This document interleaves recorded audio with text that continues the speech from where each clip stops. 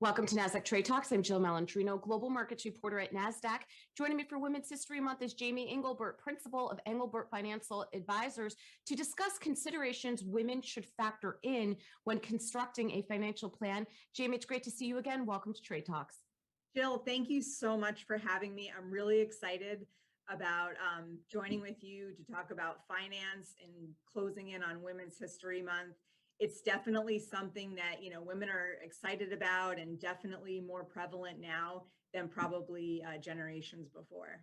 Yeah, that really is exciting. And we're glad that you're able to spend time with us. So Jamie, let's kick it off. Why should women take an interest in personal finance, whether they have a family or not?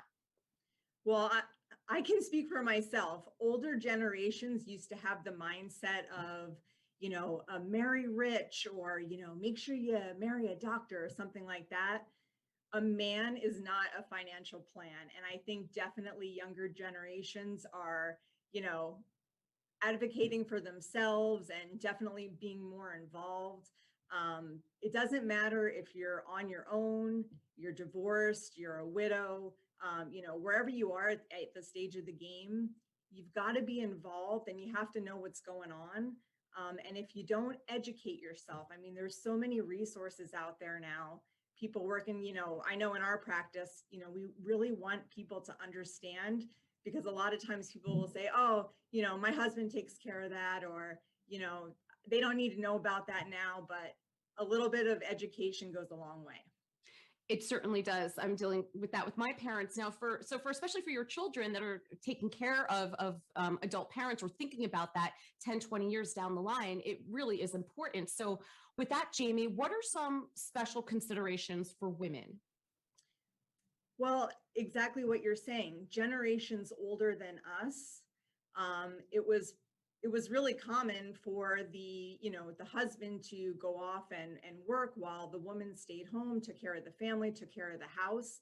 And a lot of times the man would take care of the finances. So, as these baby boomer generation really are aging out, husbands will, pass away just, based on statistics, and the woman is left to kind of take care of things.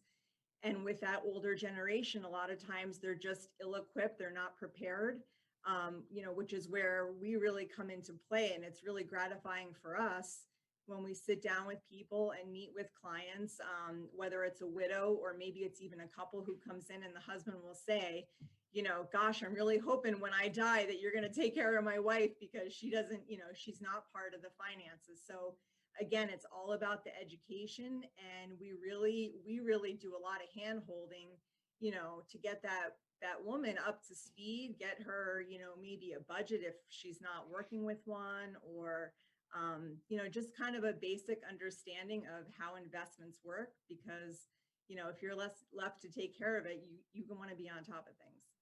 When women are interviewing advisors, what are the appropriate questions to ask? That's a really good question, and not even just for women, but when you're out there doing your searches, probably the most important thing, I think, is to ask if they're a fiduciary, because a fiduciary is somebody who's looking out for your best interest. This is a little bit different than, some companies who are in it to make money for themselves. That's not the kind of company you want to work for. Look to see if they're a fiduciary. Another thing that I think a lot of times people don't quite understand is how people in our industry get paid. You want to look for somebody who's maybe a fee-based advisor versus being charged a commission. Because what you don't want to do is, especially if you're not familiar with investments, how they work, how things cost structure, you don't want to, walk in and have somebody talk you into, let's say, like a high ticket annuity policy with a big chunk commission for right up front for the advisor who sold it to you, and you had no idea what kind of investment you were getting into. So that's a real important question to ask, is how does the advisor get paid? Are you charging commissions, or is it fee-based? You want to know. And also, when you go to meet with an advisor, be upfront and clear with what your needs are, because they should be tailoring the strategy to you and not the other way around where they're putting you in some, homogenized mix that makes sense for them and maybe how they're getting paid. So a lot of good questions to ask. Yeah, those are all great points. Jamie, are you finding younger women investors, millennials, Gen Y, even Gen Z at this point, are they approaching the market differently? Oh, absolutely. Um, with social media now, everybody has so much information at their fingertips. When I was younger, if I wanted to learn anything about finance, you had to read the Wall Street Journal or Barron's or something like that to kind of educate yourself.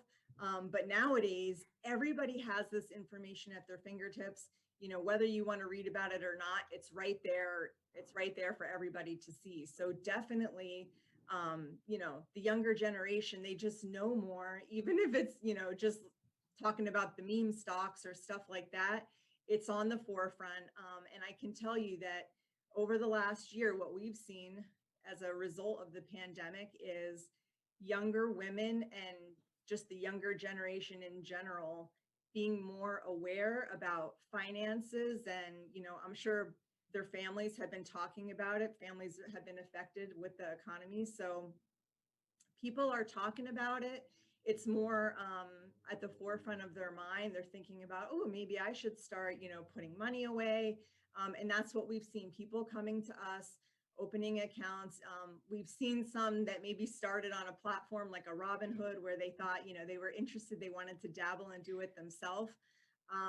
But they realized, oh, I might need some professional to help me kind of, get a strategy going and a game plan instead of just, grabbing at a couple of different stocks or Bitcoin type thing. But yeah, we've definitely seen younger people looking to get a game plan going, get some sort of investments going, that in the future can really be a real nice nest egg. That's really encouraging to hear. And Jamie, let's wrap with careers for women in advisory. How does one get into the business? What's the best advice you have or resources that you can offer?